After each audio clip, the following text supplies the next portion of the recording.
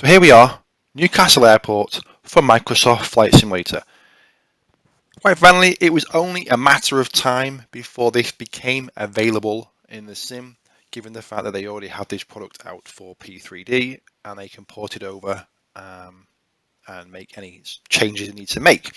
Now, for those of you who don't know, Newcastle is in the northeast part of England and just towards the border of Scotland.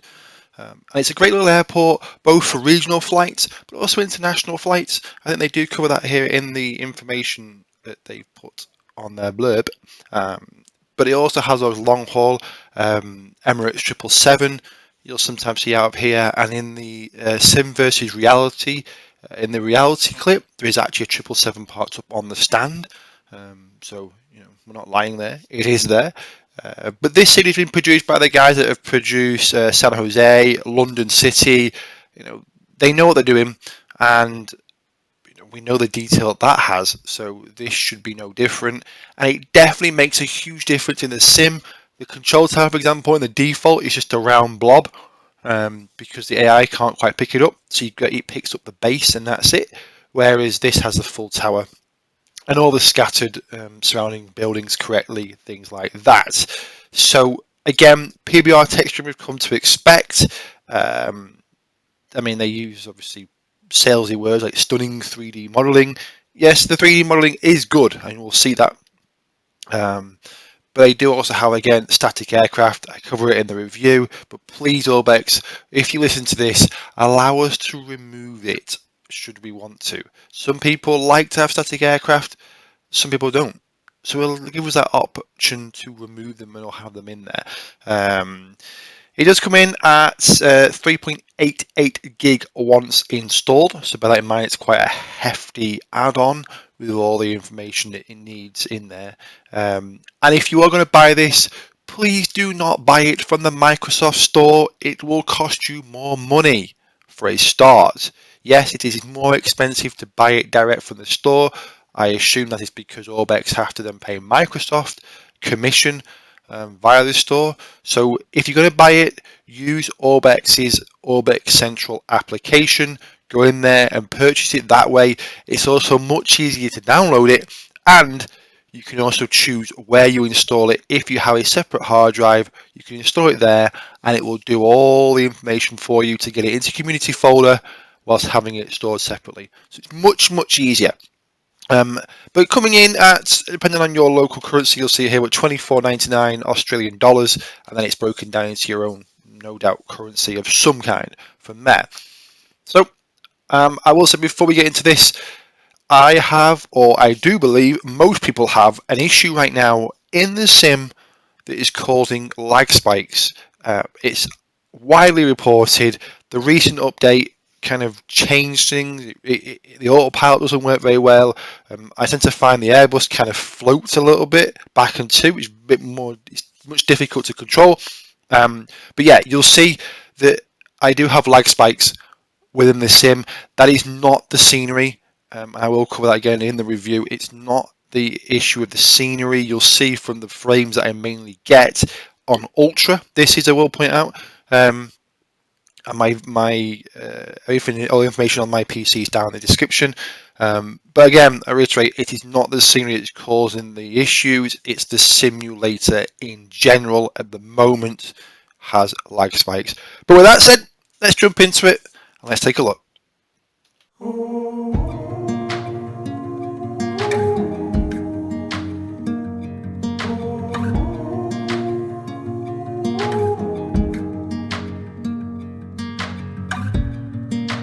Dead of winter's night, we can see the clouds are closing in. If we wait till morning light, we'll be warm again. We'll be warm again.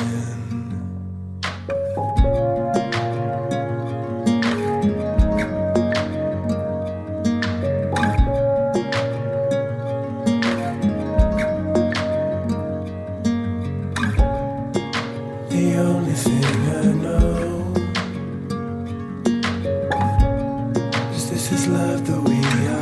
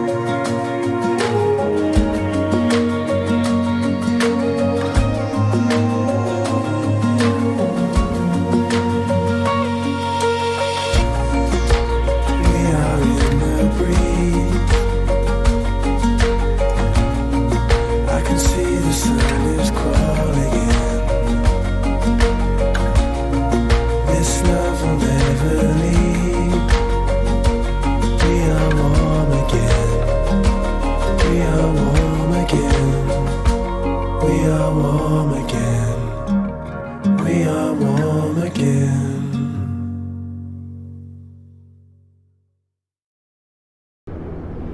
And here we are, in the sim, all loaded up, good to go. Now, as mentioned, I do have some stutter issues, and I believe it to be the sim itself and not the scenery. So throughout this, I am going to leave the FPS counter at the bottom, so you can see that the whole time. And I thought we'd start this here at the holding point for runway 25, just to see how crisp these textures do look. Look at the concrete, the painting on numbers, the painting on signage. It looks really, really nice and super, super clear. And then we're going to move out towards the runway and we'll have a look at the runway itself. And it looks I'm going to call it asphalty as best I can, but you get the idea. It looks super clear and like concrete. Yes, it could look a bit more worn, but overall they're nice textures on the runway. And something else I want to point out at this point as well is that the airfield has a fence running around the perimeter, which, as you know from all the reviews we've done and the other ones we've looked at, sometimes it gets missed. So I really love that inclusion, that you really get a sense of out there and in here kind of feel to this. And then we've got the emergency services area, all in with the checkerboard taxiway here, to say, look, you know, stay clear of this. In other words, this is where the emergency services are. And then you have the whole training area for them here, so they can light fires and practice their drills in this whole area. And then again, you know, the firehouse for the airfield. One thing that the default scenery doesn't do is it does draw, well, it will draw the base of the tower in, but it's not sure what the rest is. So you don't have a tower in the default scenery, but this has an infamous tower. You know, this is a famous, look at this architecture, this control tower. It's really nice, and they've modelled it in here really well.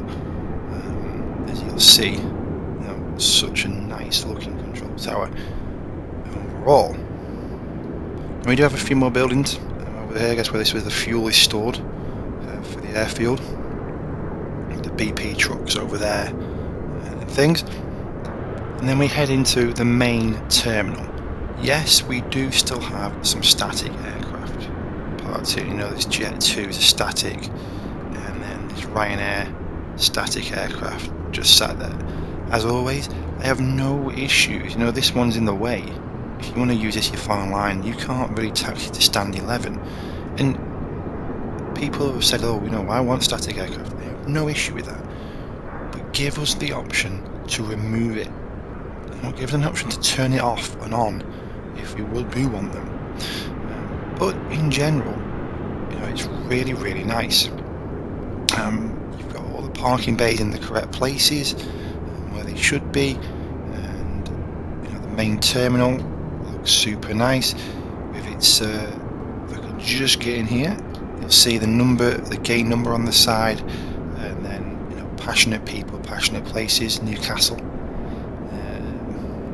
On the jetways.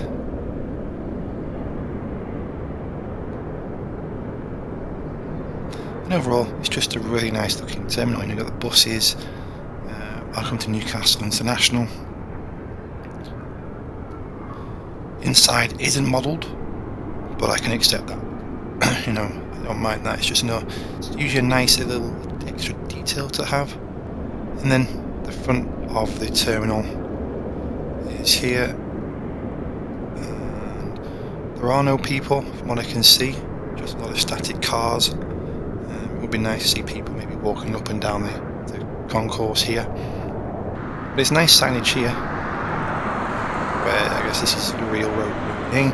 No entry signs, car park there. That's really, really nice. And then the Hilton Hotel. Sure, these cars are crash.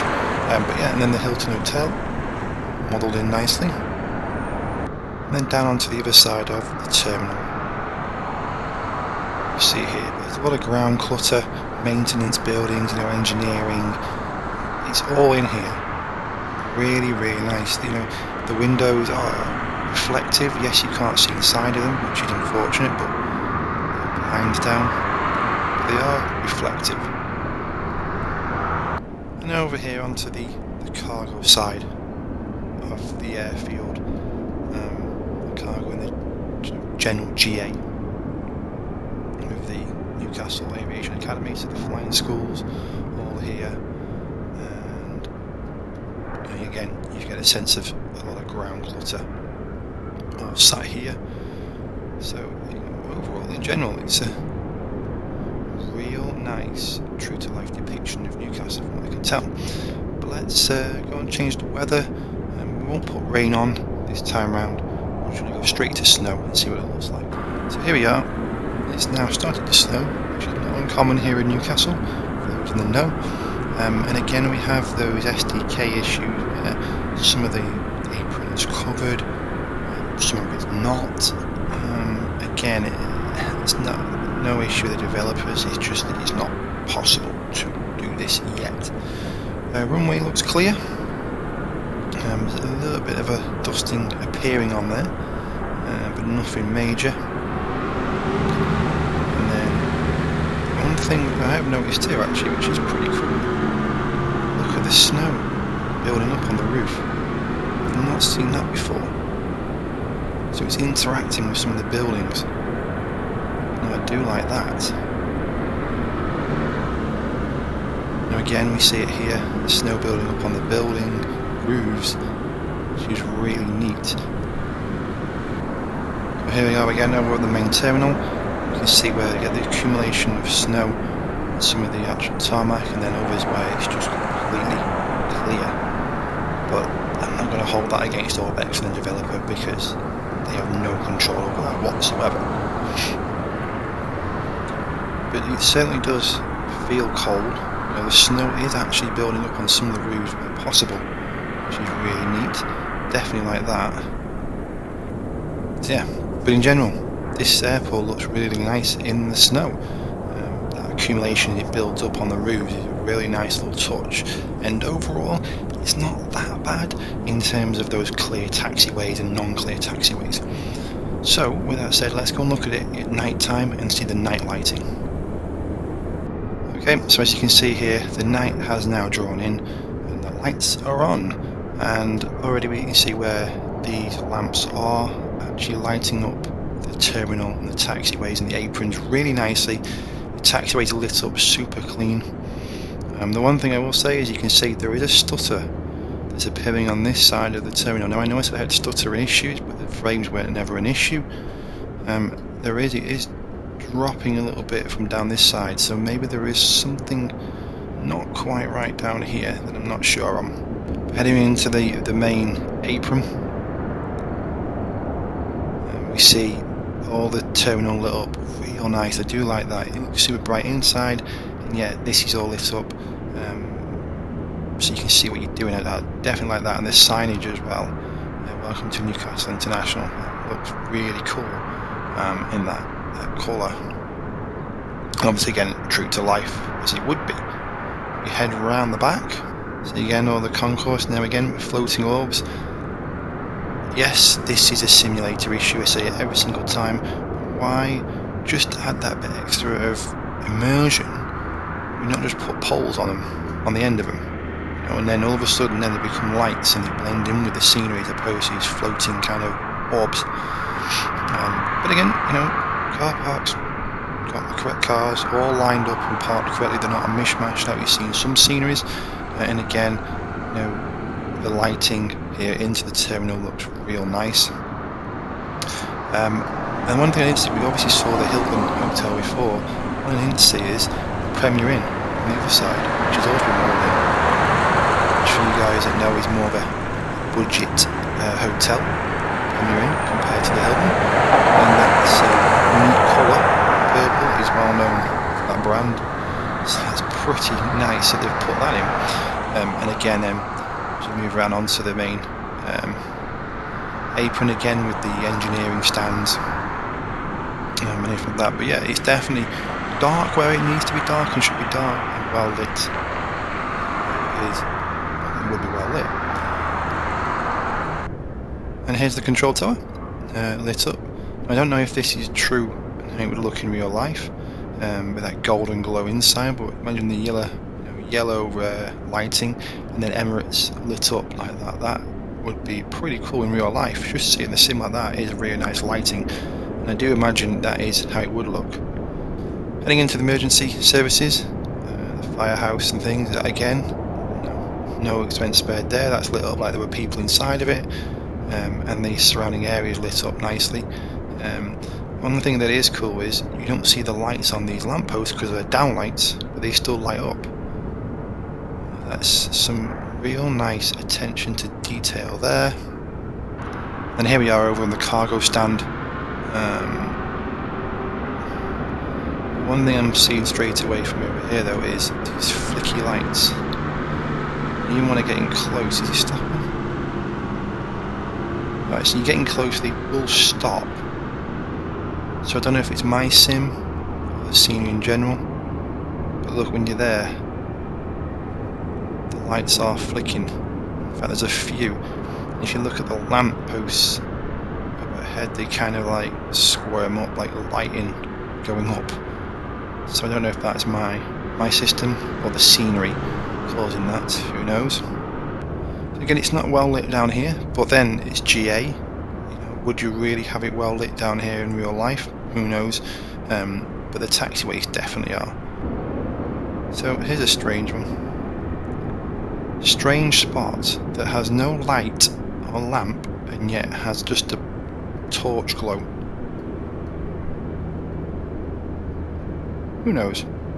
And here we are, out on the runway with the lighting, and as always, super nice lighting on the runway. Newcastle Radar 124380 Golf 18 from base.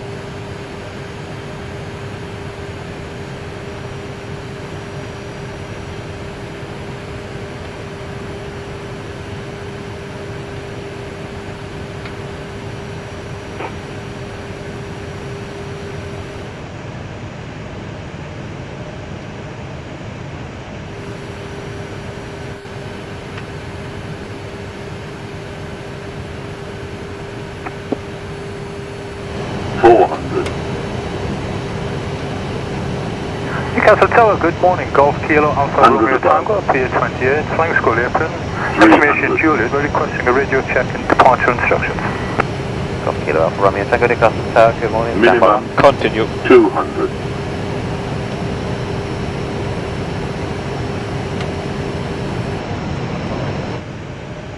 $100. 50. 40. 30. 20. Retard. 5.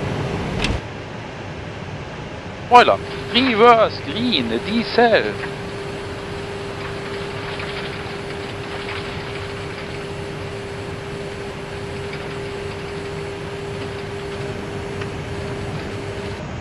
Packeting Bravo, taxiing Alpha 4.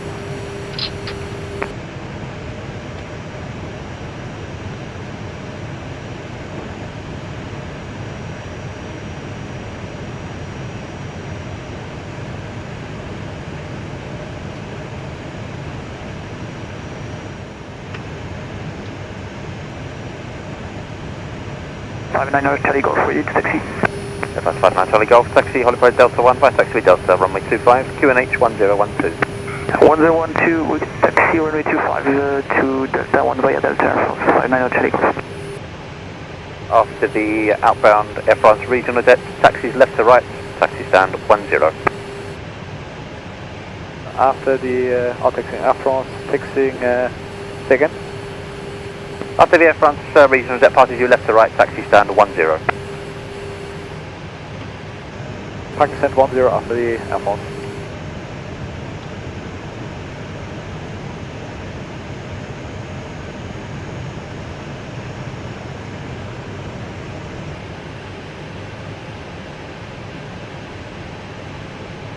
Stand 10.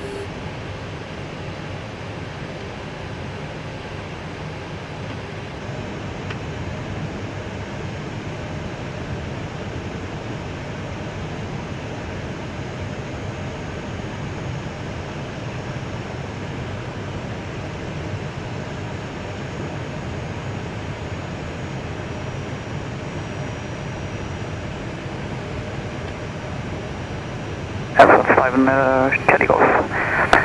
Will be free ready. That's 5 man Charlie Golf, roger.